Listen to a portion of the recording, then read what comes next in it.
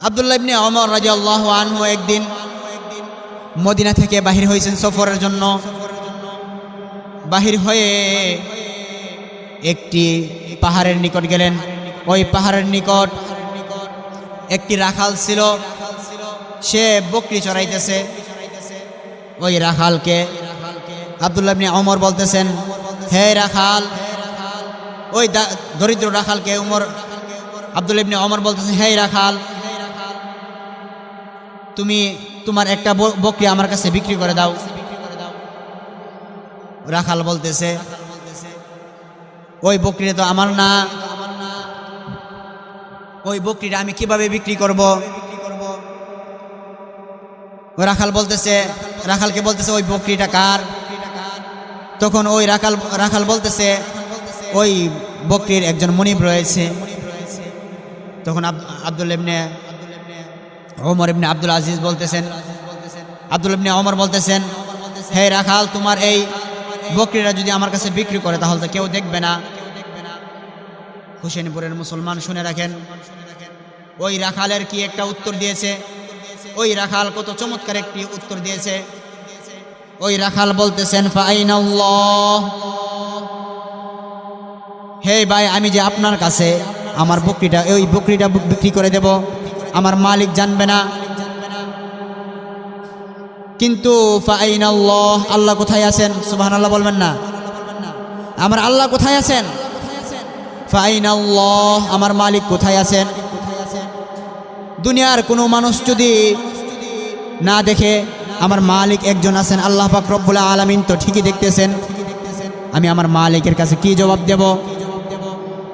আব্দুল্লাহ ইবনে ওমর বলতেছেন, আব্দুল্লাহ ইবনে ওমর রাদিয়াল্লাহু আনহু ওই রাখালের ওই কথাটা শুনে আব্দুল্লাহ ইবনে ওমর কেঁপে উঠলেন, কান্না করে দিয়েছেন। কান্না করে চিন্তা করতেছেন, এই এমন একটি দরিদ্র রাখাল, সে চাইলে তো আমার কাছে বিক্রি করতে পারে, সে চাইলে লাভবান হইতে পারে, সে চাইলে এত বড় বকরি রাখালের মধ্যে একটি বকরি আমার কাছে দিতে পারে।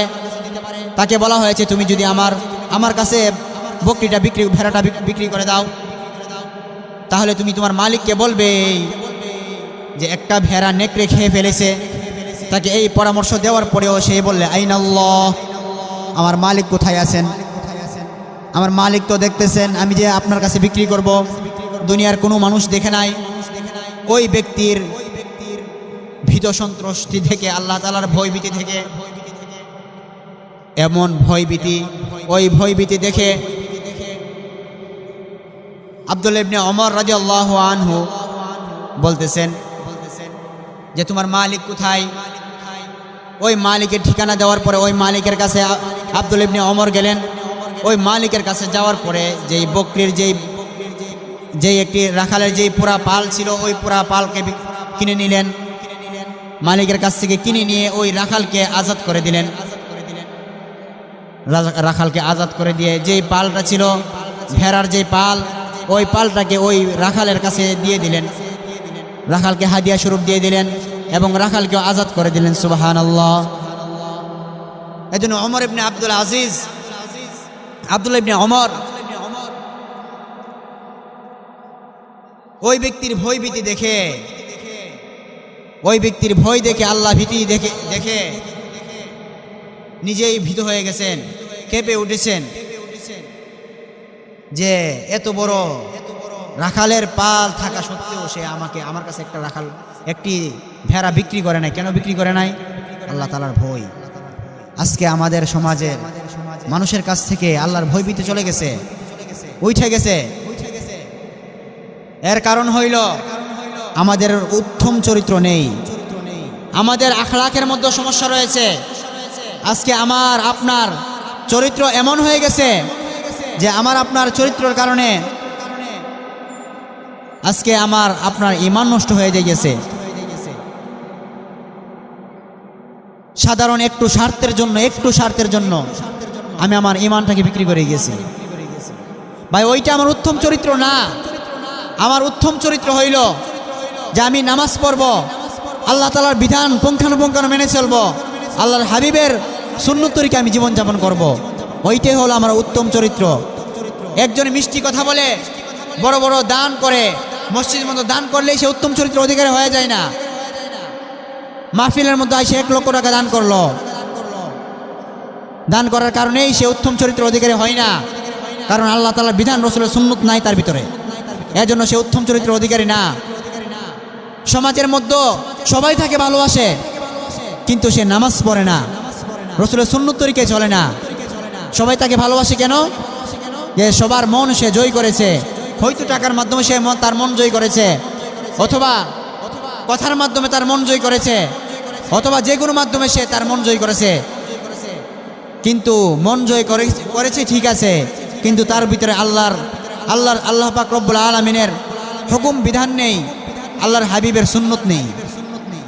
যদি আল্লাহর হাবিবের সুন্নত না থাকে আর আল্লাহ তাআলার বিধান না থাকে, তাহলে সে কখনো সময় উত্তম চরিত্র, সৎ চরিত্রের অধিকারী হইতে পারবে না।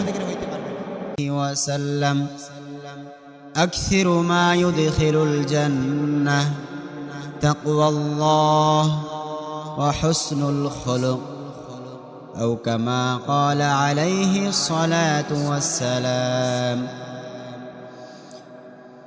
اللهم صل على محمد وعلى آل محمد كما صليت على إبراهيم وعلى آل إبراهيم إنك حميد مجيد. اللهم بارك على محمد وعلى آل محمد كما باركت على إبراهيم وعلى آل إبراهيم إنك حميد مجيد. بلغ العلا بكماله كشف الدجى بجماله حسنت جميع خصاله صلوا عليه وآله. सारे दुनिया ही से मुझको नफरत रहे, बस तेरी नाम की दिल में लज्जत रहे. ला इलाहा इल्लल्लाह मुहम्मदुर रसूलुल्लाह सल्लल्लाहु अलैहि वसल्लम। আল্লাহ পাক রব্বুল আলামিনের নিকট লাখো কোটি শুকর যে আল্লাহ পাক রব্বুল আলামিন হুসেনপুর কেন্দ্রীয় শাহী ঈদগাহ জামে মসজিদ কমপ্লেক্স তালিমুল কোরআন মাদ্রাসার উদ্যোগে তৃতীয় বার্ষিকী ওয়াজ ও দোয়ার মাহফিলের আয়োজন করা হইয়াছে। উক্ত ওয়াজ মাহফিল আমরা অংশগ্রহণ করে দ্বীনি আলোচনা শোনার তৌফিক দান করেছেন, এজন্যই সকলে অন্তঃস্থল থেকে বলে আলহামদুলিল্লাহ। মুহতারাম হাজরিন, পৃথিবীতে সবচাইতে যেই কাজের মধ্যে সবচাইতে বেশি সুকুন মিলে, শান্তি মিলে,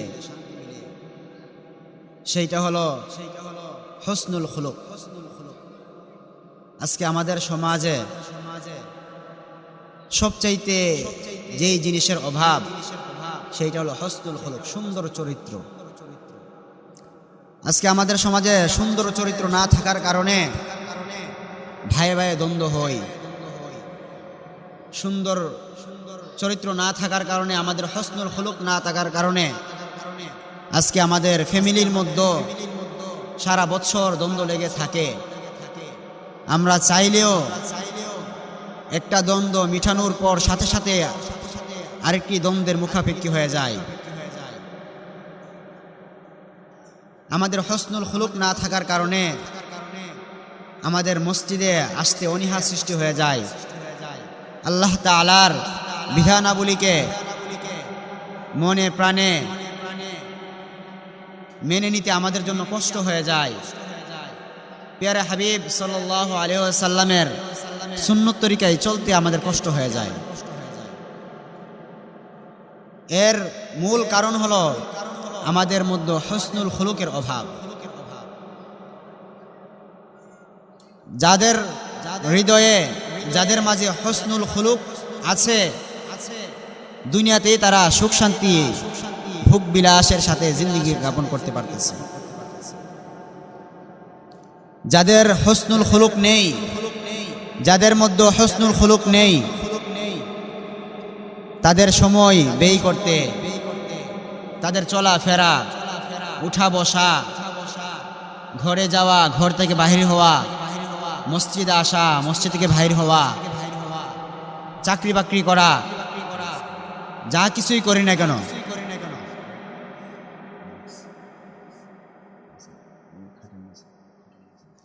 প্রত্যেকটা কাজের মধ্যেই আমাদের ঝামেলা হয়। এর কারণ একটাই, যে আমাদের হুসনুল খুলুকের অভাব। শুধু তাই নয়, আমি আপনি যদি চাই যে আমি আপনি যদি নিয়ত করি যে আজকে থেকে আমি হুসনুল খুলুকের সাথে কথাবার্তা বলবো, আমার জিন্দেগিটা হুসনুল খুলুক দ্বারা ভরপুর করে দেব, তাহলে আপনার দুনিয়াও কামিয়াব, আখিরাতও কামিয়াব। কিন্তু আপনার ভিতরে যদি হুসনুল খুলুক না থাকে, তাহলে দুনিয়াতেও কোনো ফায়দা নেই, আখিরাতে গিয়ে আপনার জান্নাত পাওয়ার আশা নেই। এজন্য হুসনুল খুলুক বলা হয় সুন্দর চরিত্র, ভালো চরিত্র। পরিভাষায় হুসনুল খুলুক বলা হয় কথা কাজে, আচার আচরণে, হাস্যোজ্জ্বল চেহারা নিয়ে ইবাদত বন্দেগী করার নামই হলো হুসনুল খুলুক। যাদের হুসনুল খুলুক নেই, তারা প্রত্যেকটি কাজের মধ্যে পস্থায়, তারা প্রত্যেকটা কাজের মধ্যে অশান্তি ভোগ করে। এজন্য হুসনুল খুলুকের আরেকটি পরিভাষা রয়েছে, ওইটি হলো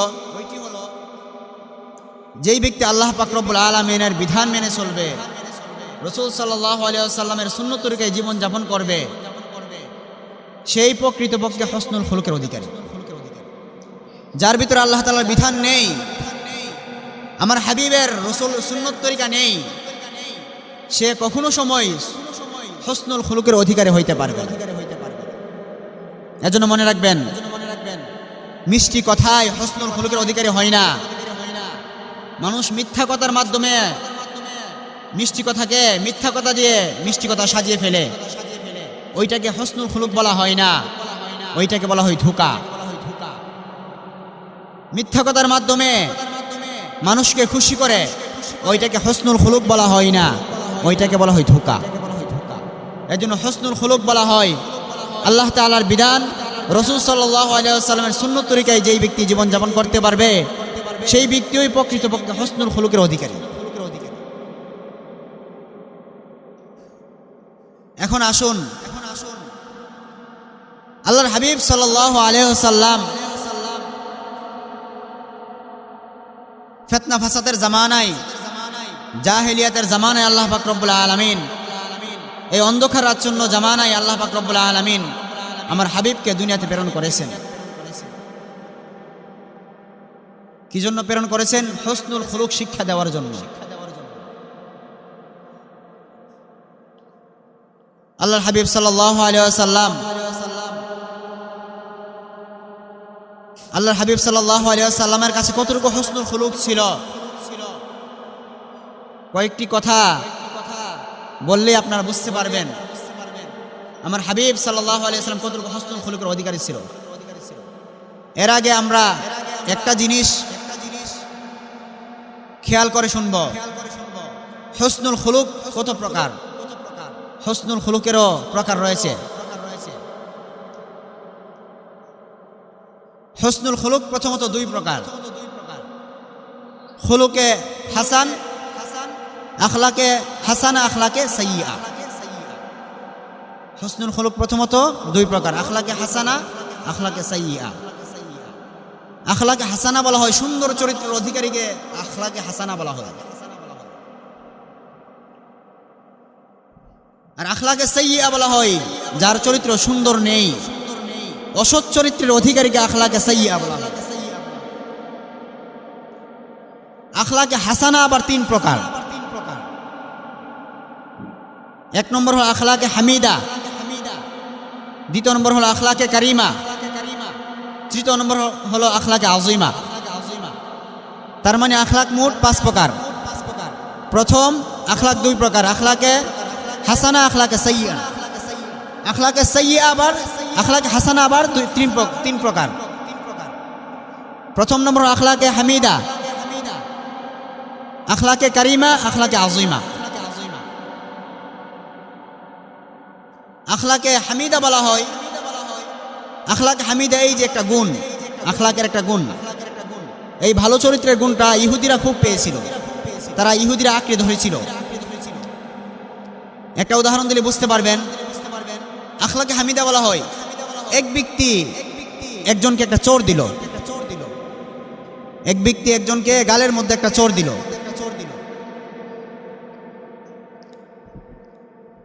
ওই ব্যক্তি চোর দেওয়ার পরে যাকে চোর দেওয়া হয়েছে ওই ব্যক্তি আবার সাথে সাথে যেই ব্যক্তি চোর দিয়েছে অপর ব্যক্তিকে যেইখানে চোর দিয়েছে, যেইভাবে চোর দিয়েছে ওইভাবে আবার তাকে আরেকটা উল্টা চোর দেওয়া, অর্থাৎ সমান সমান, তুমি আমাকে চোর দিয়েছো, আমিও তোমাকে চোর দিয়েছি।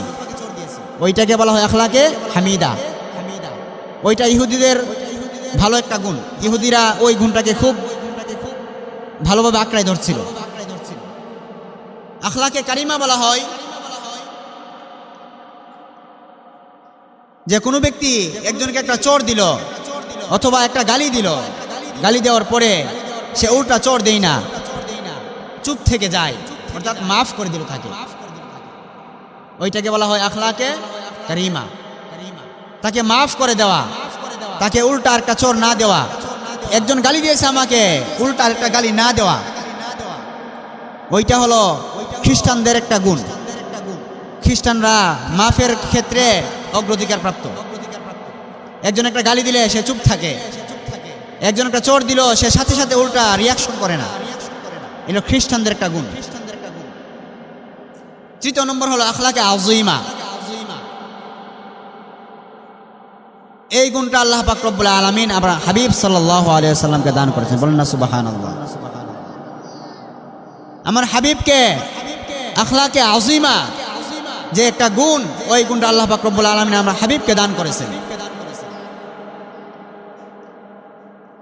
আখলাকে আজিমা বলা হয় এক ব্যক্তি আমাকে একটা চোর দিয়েছে, আমাকে একটা ঘুষি দিয়েছে, ঘুষি দেওয়ার পরে ওই ব্যক্তির হাতটাকে ধরে টিপে দেওয়া, হাতটাকে ধরে মেসেজ করে দেওয়া, ভাই হাতে কি ব্যথা পাইছেন? আপনি যে আমাকে চোর দিয়েছেন, আপনি কি ব্যথা পাইছেন?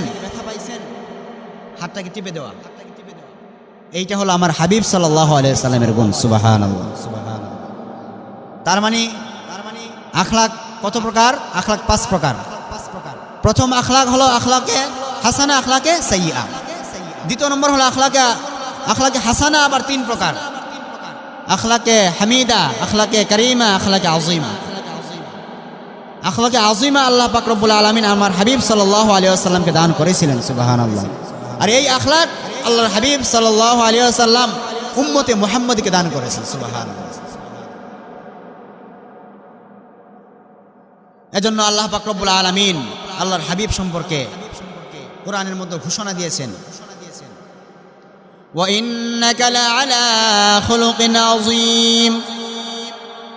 আল্লাহ পাক রব্বুল আলামিন আল্লাহর হাবিবের আখলাকের ব্যাপারে ঘোষণা দিয়েছেন, হে আল্লাহর হাবিব, নিশ্চয় আমি আপনাকে উত্তম আখলাক দান করেছি। সুবহানাল্লাহ বলবেন না? আল্লাহ তাআলা নিজেই ঘোষণা দিয়েছেন যে হাবিব, আমি তোমাকে সবচাইতে উত্তম আখলাক আমি তোমাকে দান করেছি, যেই আখলাকের অধিকারী আর দুনিয়ার কোনো মানুষ হইতে পারে নাই। এজন্য আল্লাহর হাবিব সাল্লাল্লাহু আলাইহি ওয়াসাল্লামকে মক্কার কাফের মুশরিকরা নির্যাতন করত। আমার হাবিব সাল্লাল্লাহু আলাইহি ওয়াসাল্লাম কাবার প্রান্তরে আল্লাহর হাবিব সাল্লাল্লাহু আলাইহি ওয়াসাল্লাম নামাজ পড়তেছে সেজদারত অবস্থায়। আল্লাহর হাবিব সাল্লাল্লাহু আলাইহি ওয়াসাল্লামের মাথার মধ্যে কাফের মুশরিকরা আল্লাহর হাবিব সাল্লাল্লাহু আলাইহি ওয়াসাল্লামের মাথার মধ্যে উঠের ভুঁড়ি এনে রাইখা দিছে। আল্লাহর হাবিব সাল্লাল্লাহু আলাইহি ওয়াসাল্লাম উঠের ভুঁড়ি রাখার পরে আল্লাহর হাবিব মাথা নাড়াচাড়া করতে পারতেছে না, খুব কষ্ট হইতেছে। আল্লাহর হাবিব সাল্লাল্লাহু আলাইহি ওয়াসাল্লামের মেয়ে দেখার পরে দৌড়ে আসে আল্লাহর হাবিব সাল্লাল্লাহু আলাইহি ওয়াসাল্লামের মাথা থেকে উটের ভুঁড়িটা সরাইলেন। শুধু তাই নয়, আল্লাহর হাবিব সাল্লাল্লাহু আলাইহি ওয়াসাল্লামকে মক্কার মুশরিকরা অনেক নির্যাতন করেছে। শুধু হাবিবকে নয়, যেই সমস্ত মক্কার মুসলমান ছিল ওই মুসলমানদেরকে কাফের মুশরিকরা নির্যাতন করে। নির্যাতন সহ্য করতে না পেরে একবার এক সাহাবী কিছু লোক নিয়ে আল্লাহ রাসূল সাল্লাল্লাহু আলাইহি ওয়াসাল্লামের দরবারে আগমন করেন। আল্লাহর হাবিব সাল্লাল্লাহু আলাইহি ওয়াসাল্লামের দরবারে আগমন করে বললেন, ইয়া রাসূলুল্লাহ, ইয়া হাবিবাল্লাহ, কাফের মুশরিকরা আমাদেরকে অনেক নির্যাতন করতেছে। কাফের মুশরিকদের নির্যাতন আমরা সহ্য করতে পারতেছি না। আল্লাহর হাবিব সাল্লাল্লাহু আলাইহি ওয়াসাল্লাম বলেন, আল্লাহর হাবিব সাল্লাল্লাহু আলাইহি ওয়াসাল্লামকে বলতেছেন, হে আল্লাহর হাবিব, আপনি তাদের জন্য বদদুয়া করেন। আল্লাহর হাবিব সাল্লাল্লাহু আলাইহি ওয়াসাল্লাম ওই সাহাবায়ে কেরাম আল্লাহর হাবিবের নিকট আইসা বলতেছেন, হে আল্লাহর হাবিব, তাদের ব্যাপারে বদদুয়া করেন আপনি। হুসেনপুরের মুসলমান, আপনারা শুনে রাখেন, আল্লাহর হাবিব সাল্লাল্লাহু আলাইহি ওয়াসাল্লাম কি একটা জবাব দিয়েছেন। আল্লাহর হাবিব সাল্লাল্লাহু আলাইহি ওয়াসাল্লাম উত্তর দিলেন, ইন্নী লাম উবআসু লাআনান ওয়া ইন্নামা বুইসতু রাহমাতান। আল্লাহর হাবিব সাল্লাল্লাহু আলাইহি ওয়াসাল্লাম বলেন, আল্লাহ পাক রব্বুল আলামিন আমাকে মানুষদেরকে অভিশাপ দেওয়ার জন্য আল্লাহ পাক রব্বুল আলামিন আমাকে দুনিয়াতে প্রেরণ করে নাই। ইন্নামা বুইসতু রাহমাতান, নিশ্চয় আল্লাহ পাক রব্বুল আলামিন আমাকে রহমত স্বরূপ প্রেরণ করেছেন। সুবহানাল্লাহ। আল্লাহর হাবিব বলতেছেন, আমাকে লানত দেওয়ার জন্য, অভিশাপ দেওয়ার জন্য আমাকে প্রেরণ করা হয় নাই, আমাকে প্রেরণ করা হয়েছে রহমতের জন্য, জগতের রহমতের জন্য আমাকে আল্লাহ পাক রব্বুল আলামিন প্রেরণ করেছেন। সুবহানাল্লাহ।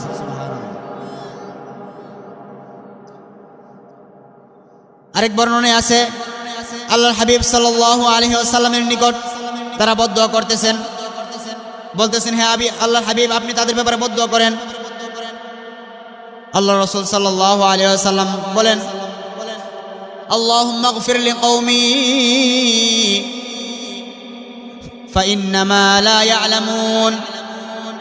ফাইন্নাহুম লা ইয়ালামুন।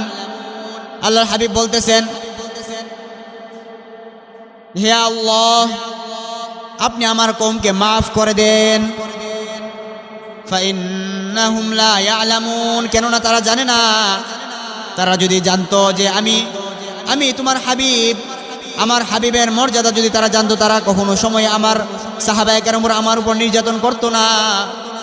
এর জন্য মুহতারাম হাজিরিন, আল্লাহর হাবিব সাল্লাল্লাহু আলাইহি ওয়াসাল্লামকে আল্লাহ পাক রব্বুল আলামিন খুলুকে আযীমা, আখলাকে আযীমার চরিত্রের অধিকারী বানিয়েছেন। এজন্য আল্লাহ পাক রব্বুল আলামিন বলেন, ওয়া মা আরসালনাকা ইল্লা রাহমাতাল লিল আলামিন। এজন্য আল্লাহর হাবিবকে আল্লাহ তাআলা বলতেছেন, আমি তোমাকে এমনিতে দুনিয়াতে প্রেরণ করি নাই, আমি তো তোমাকে প্রেরণ করেছি। ওয়া মা আরসালনাকা ইল্লা রাহমাতাল লিল আলামিন, জগতের রহমত স্বরূপ আমি তোমাকে দুনিয়াতে প্রেরণ করেছি। সুবহানাল্লাহ। তার মানে আল্লাহ পাক রব্বুল আলামিন আল্লাহর হাবিবকে দুনিয়ার রহমত স্বরূপ প্রেরণ করেছেন, জগতের রহমত স্বরূপ আল্লাহর হাবিব সাল্লাল্লাহু আলাইহি ওয়াসাল্লামকে প্রেরণ করেছেন। এজন্য আমাদের চরিত্র হতে হবে হাবিবের চরিত্র, নেই চরিত্র হতে হবে। আল্লাহর হাবিব সাল্লাল্লাহু আলাইহি ওয়াসাল্লাম তায়েফের ময়দানে গেলেন, তায়েফবাসী আল্লাহর হাবিবকে পাথর নিক্ষেপ করে রক্তাক্ত করে দিয়েছেন। দুই পাশের পাহাড়ের নিয়োজিত ফেরেশতারা আয়েশা বলতেছেন, ইয়া রাসূলুল্লাহ, ইয়া হাবিবাল্লাহ, আপনি আমাকে অনুমতি দেন, আমাদেরকে অনুমতি দেন, আমরা তাদেরকে দুই পাহাড়ের নিচে পিষে ফেলবো, তাদেরকে ধ্বংস করে দেব। আল্লাহর হাবিব সাল্লাল্লাহু আলাইহি ওয়াসাল্লাম ওই পাহাড়ে নিযুক্ত ফেরেশতাদেরকে বললেন যে আমি আশা রাখি যে তারা যদিও আমাকে কষ্ট দেয়, তারা যদি আমাকে না মানে, তাদের সন্তান সন্ততি আছে যারা, তারা কমপক্ষে তাদের মধ্যে হইতে পারে কেহ আল্লাহ তাআলার ইবাদত বন্দেগী করবে। এজন্য মোহতারাম হাজিরিন, আল্লাহর হাবিব সাল্লাল্লাহু আলাইহি ওয়াসাল্লামকে আল্লাহ পাক রব্বুল আলামিন আখলাকে আযীমার গুণদান করেছেন। শুধু তাই নয়, উহুদ যুদ্ধের মধ্যে আল্লাহ পাক আল্লাহর হাবিব সাল্লাল্লাহু আলাইহি ওয়াসাল্লামকে কাফের মুশরিকরা এমনভাবে নির্যাতন করেছেন, এমনভাবে আল্লাহর হাবিব সাল্লাল্লাহু আলাইহি ওয়াসাল্লামকে তীর নিক্ষেপ করেছেন, এমনভাবে আল্লাহর হাবিবের উপর আক্রমণ করেছেন। আল্লাহর হাবিব সাল্লাল্লাহু আলাইহি ওয়াসাল্লামের দান মুবারক শহীদ হয়ে গেছে। আল্লাহর হাবিব সাল্লাল্লাহু আলাইহি ওয়াসাল্লাম এর দেহটা ক্ষত বিক্ষত হয়ে গেছে। আল্লাহর হাবিব সাল্লাল্লাহু আলাইহি ওয়াসাল্লামের চেহারা থেকে দান মুবারক থেকে রক্ত ঝরতে শুরু করলো। কিন্তু আল্লাহর হাবিব সাল্লাল্লাহু আলাইহি ওয়াসাল্লামের নিকট সাহাবায়ে কেরাম আয়েশা বলতেছেন, হে আল্লাহর হাবিব, আপনি তাদের বিরুদ্ধে বদদুয়া করেন, আপনি তাদেরকে বিরুদ্ধে বদদুয়া করেন, আল্লাহ পাক রব্বুল আলামিন যেন তাদেরকে ধ্বংস করে দেয়। আল্লাহর হাবিব সাল্লাল্লাহু আলাইহি ওয়াসাল্লাম বলেন, ইন্নী লাম উবাহতু লাআনান ফাইন্নামা ওয়া ইন্নী রাহমাতান, ইন্নী লাম উবাহতু লাআনান, আমাকে আল্লাহ পাক রব্বুল আলামিন রহমত স্বরূপ লানত দেওয়ার জন্য, অভিশাপ দেওয়ার জন্য আল্লাহ পাক রব্বুল আলামিন আমাদেরকে প্রেরণ করে নাই। ফাইন্নাহুম রহমাতান, নিশ্চয় তিনি আমাকে রহমত স্বরূপ প্রেরণ করেছেন। এজন্য মুহতারাম হাজিরিন, আল্লাহ পাক রব্বুল আলামিন আল্লাহর হাবিবকে দুনিয়াতে আখলাকে আযীমা দিয়ে দান করেছেন। আখলাকে আযীমা দিয়ে আল্লাহ পাক রব্বুল আলামিন আল্লাহর হাবিবকে প্রেরণ করেছেন। এজন্য আল্লাহর হাবিব সাল্লাল্লাহু আলাইহি ওয়াসাল্লাম বলতেছেন, এই হুসেনপুরের মুসলমান, আল্লাহর হাবিব সাল্লাল্লাহু আলাইহি ওয়াসাল্লাম হাদিসের মধ্যে বলেন, আখলাক কাকে বলা হয়, উত্তম চরিত্র কাকে বলা হয়, উত্তম ব্যক্তি কাকে বলা হয়, আল্লাহর হাবিব সাল্লাল্লাহু আলাইহি ওয়াসাল্লাম হাদিসের মধ্যে বর্ণনা করেন। قال رسول الله صلى الله عليه وسلم جاء أعربي إلى رسول الله صلى الله عليه وسلم, আল্লাহর হাবিব সাল্লাল্লাহু আলাইহি ওয়াসাল্লামের নিকট এক বেদুইন আসলো। বেদুইন এসে আল্লাহর হাবিবকে বলতেছেন, فقال أي الناس خير, আল্লাহর হাবিব সাল্লাল্লাহু আলাইহি ওয়াসাল্লামকে বলতেছেন, হে আল্লাহর হাবিব, সবচাইতে উত্তম মানুষকে, সবচাইতে উত্তম। আল্লাহর হাবিব বলেন, আহসানুকুম খুলুকা, তোমাদের মধ্যে সবচাইতে সুন্দর চরিত্র যার, সবচাইতে উত্তম চরিত্র অধিকারী যেই ব্যক্তি, ওই ব্যক্তি হলো সবচাইতে উত্তম ব্যক্তি। এজন্য মুহতারাম হাজিরিন, আমি আপনি মনে করতেছি আমি আজকে একজনকে গালি দিলাম, গালি দেওয়ার দ্বারা মনে করতেছি আর নামাজ পড়তেছি, ভাবতেছি আমার উত্তম চরিত্র এসে গেছে। না, ওইটা আমার উত্তম চরিত্র না। উত্তম চরিত্র হইল আল্লাহ পাক রব্বুল আলামিনের হুকুম বিধান মেনে চলা এবং হাবিব সাল্লাল্লাহু আলাইহি ওয়াসাল্লামের সুন্নত তরিকায় চলা। আল্লাহর হাবিব সাল্লাল্লাহু আলাইহি ওয়াসাল্লামের সুন্নতের মধ্যে, আল্লাহর হাবিবের সুন্নত তরিকার মধ্যে গালি নেই। অতএব আপনি যদি কাউকে গালি দেন তাহলে আপনি উত্তম চরিত্রের অধিকারী হইতে পারবেন না। আপনি যদি নামাজ না পড়েন আপনি উত্তম চরিত্রের অধিকারী হইতে পারবেন না। রাসূল সাল্লাল্লাহু আলাইহি ওয়াসাল্লামের হাবিবের সুন্নত তরিকায় না চললে আপনি উত্তম চরিত্রের অধিকারী হইতে পারবেন না। এজন্য এই উত্তম চরিত্র, আখলাকে হাসানা, আখলাকটা আমার আপনার সাথে ঈমানের সাথে সম্পর্ক। এজন্য আল্লাহর হাবিব সাল্লাল্লাহু আলাইহি ওয়াসাল্লাম বলেন, قال رسول الله صلى الله عليه وسلم أكمل المؤمنين إيمانا وأحسنهم خلقا خياركم خياركم لنسائهم خلقا। আল্লাহর হাবিব বলেন, আকমালুল মুমিনিনা ঈমানান ওয়া আহসানুকুম খুলুকা। আল্লাহর হাবিব বলেন, তোমাদের মধ্যে পরিপূর্ণ মুমিন ওই ব্যক্তি, পরিপূর্ণ মুমিন ওই ব্যক্তি যার চরিত্র সুন্দর। খিয়ারুকুম খিয়ারুকুম লিনিসাইহিম খুলুকা, এবং তোমাদের মধ্যে উত্তম হলো ওই ব্যক্তি যারা তাদের বিবিদের সাথে উত্তম আচরণ করে। এজন্য হোসেনপুরের মুসলমান, আমার আপনার চরিত্রটা ঈমানের সাথে সম্পর্ক। যদি আমি আপনি আমার ঈমানকে ঠিক রাখতে চাই, তাহলে আমি আপনি আমার আপনার উত্তম চরিত্রকে ঠিক রাখতে হবে।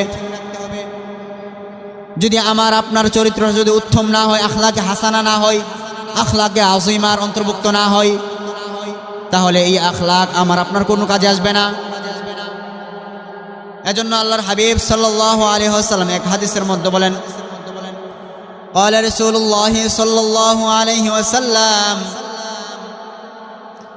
أكثر ما يدخل الجنة تقوى الله وحسن الخلق। আল্লাহর হাবিব সাল্লাল্লাহু আলাইহি ওয়াসাল্লাম বলেন, এই তোমরা কি জানো কারা সবচেয়ে বেশি জান্নাতে যাবে? আপনারা মনোযোগ দিয়ে শুনেন, এই হোসেনপুরের মুসলমান মনোযোগ দিয়ে শুনেন, সবচেয়ে বেশি জান্নাতে কারা যাবে? আল্লাহর হাবিব বলেন, আকসিরু মা ইউদখিলুল জান্নাহ তাকওয়াল্লাহ ওয়া হুসনুল খুলুক। আল্লাহর হাবিব বলেন, অধিকাংশ মানুষ জান্নাতে যাবে একমাত্র তার আখলাকের কারণে। সুবহানাল্লাহ বলবেন না? অধিকাংশ মানুষ জান্নাতে যাবে শুধু তার আখলাকের কারণে। আকসিরু মা ইউদখিলুল জান্নাহ, অধিকাংশ মানুষ জান্নাতবাসী হইবে তাকওয়াল্লাহ, আল্লাহর ভয়, ওয়া হুসনুল খুলুক, এবং সুন্দর আচরণের কারণে। আজকে যদি আমার আপনার ভিতরে আল্লাহর ভয় না থাকে, আমি আপনার জান্নাতে যাইতে পারবো না।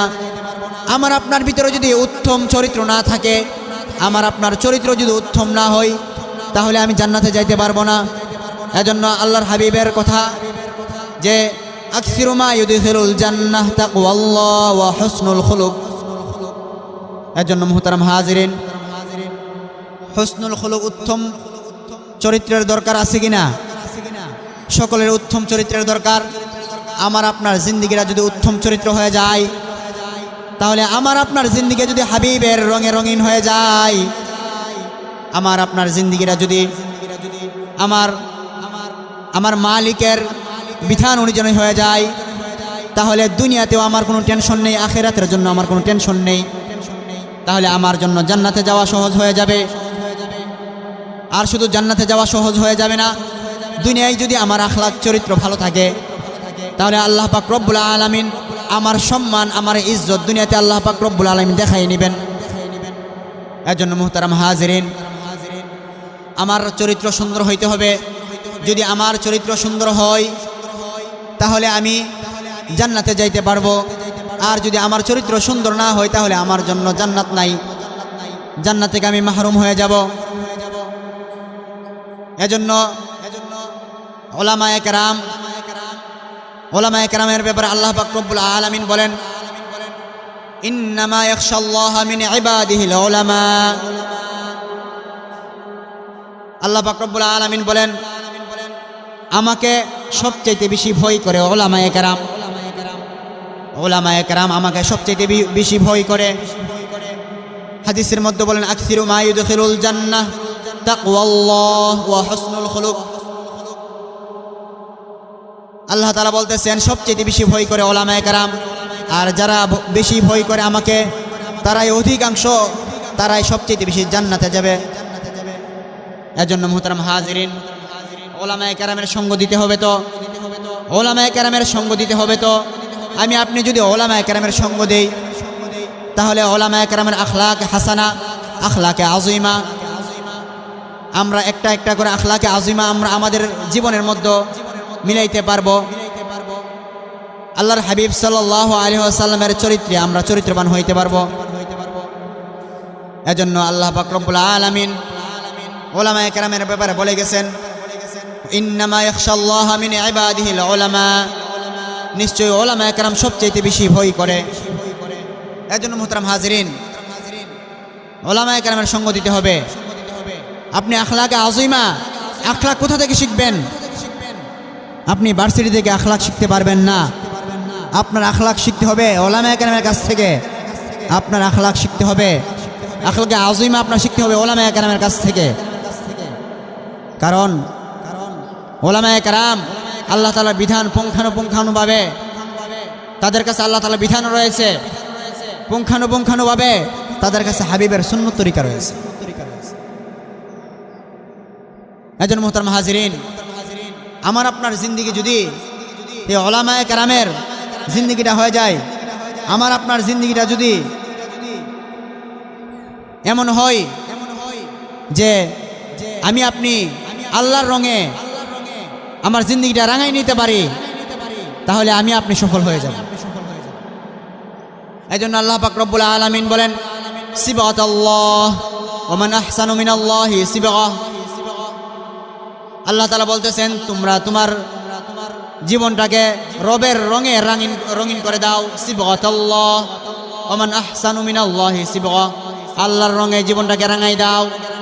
এর চাইতে উত্তম রং আর কোথাও নাই। এজন্য আপনি যদি আল্লাহর রঙে আপনার জিন্দিগিটাকে রাঙাইতে পারেন, তাহলে আপনার জিন্দিগিটা রঙিন হয়ে যাবে।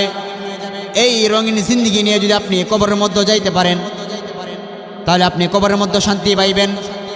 যদি কবর থেকে হাসরের দিন, কবর থেকে উঠার পরে কাল হাসর মাঠে আপনাকে আল্লাহ পাক রব্বুল আলামিন বিনা হিসাবে জান্নাত দিয়ে দিবেন। সুবহানাল্লাহ। এর কারণ হলো আপনার জিন্দিগিটা ছিল রবের রঙে জিন্দিগি। যদি রবের রঙে আপনি জিন্দিগিটা কাটাইতে পারেন, তাহলে আল্লাহ পাক রব্বুল আলামিন আপনাকে জান্নাত দান করবেন। এজন্য আল্লাহ পাক রব্বুল আল্লাহর হাবিব সাল্লাল্লাহু আলাইহি ওয়াসাল্লাম এক হাদিসের মধ্যে বলেন, ইন্না মিন আহাব্বিকুম ইলা উকাররিবুকুম মিন্নি মাজলিসান ইয়াউমাল কিয়ামাহ আহাসিনুকুম আখলাকা। আল্লাহর হাবিব বলেন, আমার কাছে সবচেয়ে প্রিয় ব্যক্তি কারা জানেন? ইন্না মিন আহাব্বিকুম ইলা উকাররিবুকুম মিন্নি মাজলিসান ইয়াউমাল কিয়ামাহ, কাল কিয়ামতের দিন আল্লাহ পাক রব্বুল আলামিনের নিকট সবচেয়ে নিকটবর্তী এবং সবচেয়ে প্রিয় হবে ওই সমস্ত ব্যক্তি যাদের নাকি চরিত্র সুন্দর। আমার আপনার চরিত্র যদি সুন্দর না হয়, তাহলে আল্লাহ তাআলার ভালোবাসার পাত্র হইতে পারবো না। আমার আপনার চরিত্র যদি সুন্দর হয়, মুকাররিবুকুম ইলাল্লাহ, আল্লাহ তাআলার নিকটবর্তী হইতে পারবো। উহিব্বুল্লাহ, আল্লাহ তাআলার প্রিয় হইতে পারবো। আমার যদি চরিত্র সুন্দর না হয়, তাহলে আমি আল্লাহ তাআলার প্রিয় হইতে পারবো না, আল্লাহ তাআলার নিকটবর্তী হইতে পারবো না। কাল কিয়ামতের মাঠে যখন মানুষদেরকে জান্নাতে দেওয়া হবে, দলে দলে তারা জান্নাতে যাবে, তখন আমরা তাদের পাশে থাকতে পারবো না, কারণ দুনিয়ায় থাকা অবস্থায় আমার উত্তম চরিত্র ছিল না। এর জন্য আবার বলি, উত্তম চরিত্র বলা হয় আল্লাহ তাআলার বিধান, হাবিব সাল্লাল্লাহু আলাইহি ওয়াসাল্লামের সুন্নাত তরিকায় জীবন যাপন করা। আমার আপনার জিন্দিগিটা যদি আল্লাহ তাআলার বিধান অনুযায়ী হয়, হাবিব সাল্লাল্লাহু আলাইহি ওয়াসাল্লামের সুন্নাত তরিকায় হয়, তাহলে আমার আপনার জন্য জান্নাত ওয়াজিব হয়ে যাবে। এজন্য মুহতারাম হাজিরিন, আমার আপনার চরিত্র যদি সুন্দর হয়ে যায়, তাহলে আমার আপনার জন্য জান্নাত আইসা পড়বে, জান্নাত আমাদের জন্য অপেক্ষা করবে। মুহতারাম হাজিরিন,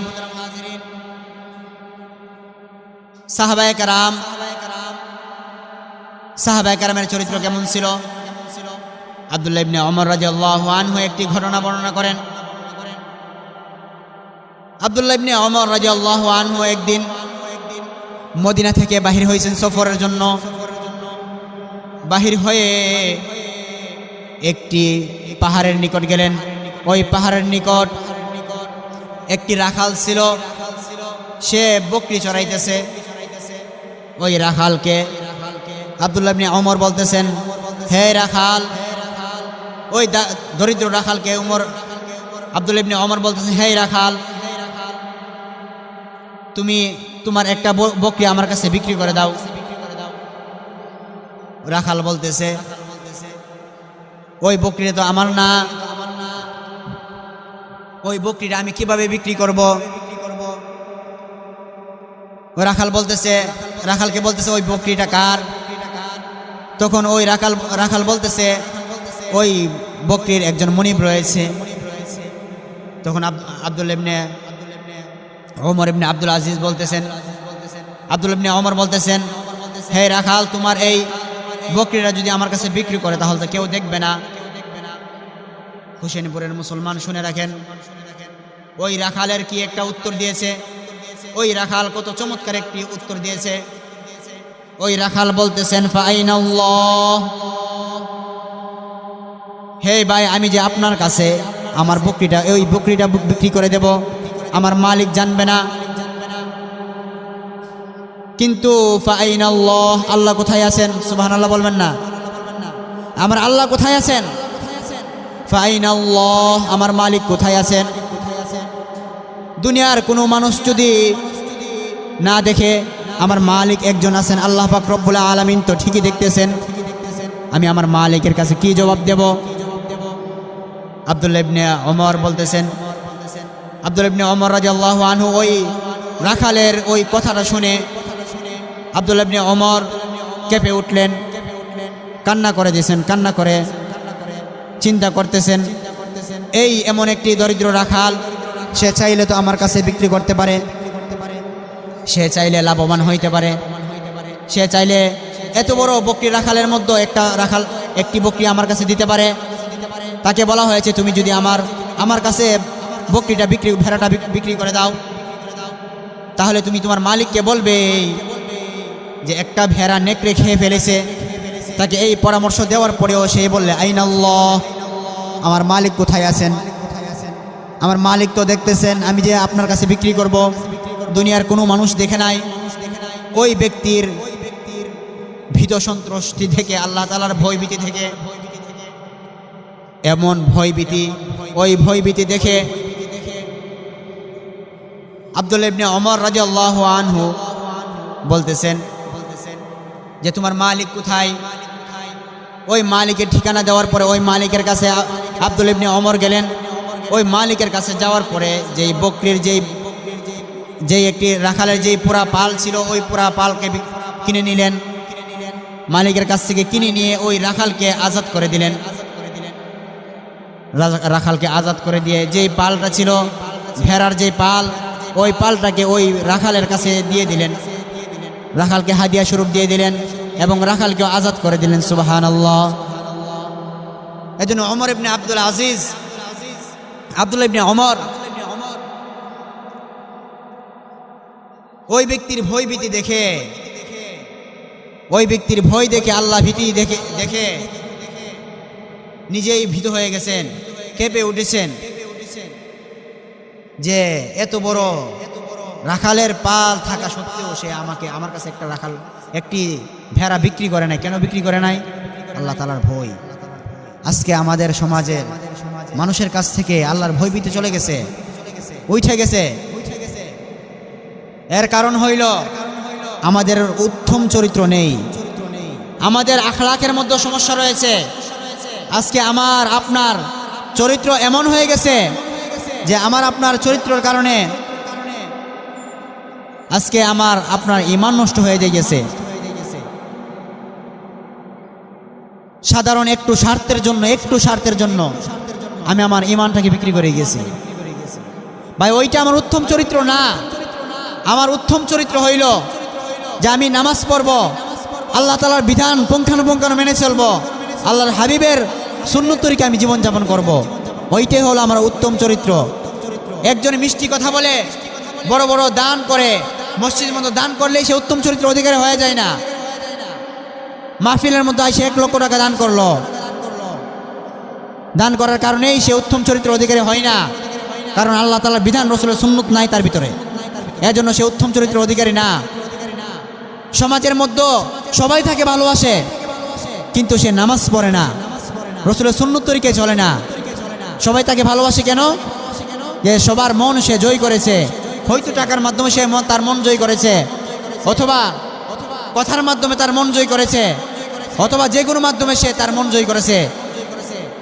কিন্তু মন জয় করেছে ঠিক আছে, কিন্তু তার ভিতরে আল্লাহ পাক রব্বুল আলামিনের হুকুম বিধান নেই, আল্লাহর হাবিবের সুন্নত নেই।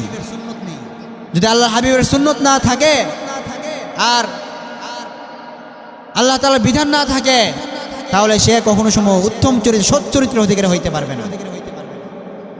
যার ভিতরে আল্লাহ তাআলার বিধান থাকবে, হাবিবের সুন্নত থাকবে, সেই হবে প্রকৃতপক্ষে সৎ চরিত্রের অধিকারী, হুসনুল খুলুকের অধিকারী। এজন্য ভাই, আজকে আমি আপনি ভাবতেছি যে আমি নামাজ পড়ি না, আমি তো সমাজের মধ্যে একজন নেতা হয়ে আছি, আমি সমাজের একজন মাথা, সমাজের মানুষ আমাকে স্যালুট দেয়। আমি কোনো মিটিং মিছিলে গেলে চেয়ারটাকে আমাকে টান দিয়ে আমার কাছে চেয়ারটা দিয়ে আমি বসার জন্য আপনাকে চেয়ার দিতে পারে, আপনাকে সমাজের মানুষ স্যালুট দিতে পারে, কিন্তু আল্লাহর দরবারে আপনি স্যালুট প্রাপ্ত নন। আল্লাহর দরবারে আপনি স্যালুট পাবেন না, কারণ আপনার চরিত্রের মধ্যে সমস্যা রয়েছে। আপনি তো চরিত্রের অধিকারী তখনই হইতে পারবেন যখন আপনি আল্লাহ তাআলার বিধান মানবেন, রাসূলের সুন্নাত তরিকায় চলবেন। এজন্য নির্বাচন আসলেই বোঝা যায় কার চরিত্র কতটুকু, কার চরিত্র, কে কতটুকু চরিত্রবান, নির্বাচন আসলেই বোঝা যায়। আবার নির্বাচন গেলেও বোঝা যায় কার চরিত্র কতটুকু। এজন্য মোহতারাম হাজিরিন, এই যে বর্তমান যে পরিস্থিতি, দেশের যে অবস্থা, এই অবস্থায় কিয়ামত আমাদের সন্নিকটে, আমাদের সামনে কিয়ামত অতি সন্নিকটে। কিয়ামত আমাদের সামনে উপস্থিত হয়ে গেছেন। এজন্য এখনই আমার আমাল করার প্রয়োজন।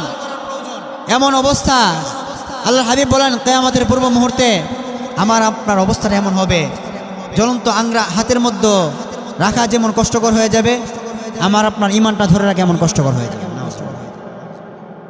আল্লাহ পাক রব্বুল আলামিন আমাদেরকে হেফাজত করুন, আমিন। মুহতারাম হাজিরিন, এজন্যই আমি আপনি দোকানে বসে থাকি, দোকানে বসে সময় পার করি।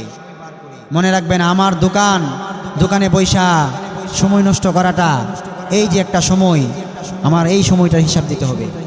আমি যে ঘরের মধ্যে আজান হওয়ার পরে ঘরের মধ্যে বসে বসে গল্প করতেছি, ওই সময়ের হিসাবটা আমাকে দিতে হবে আল্লাহ তাআলার দরবারে।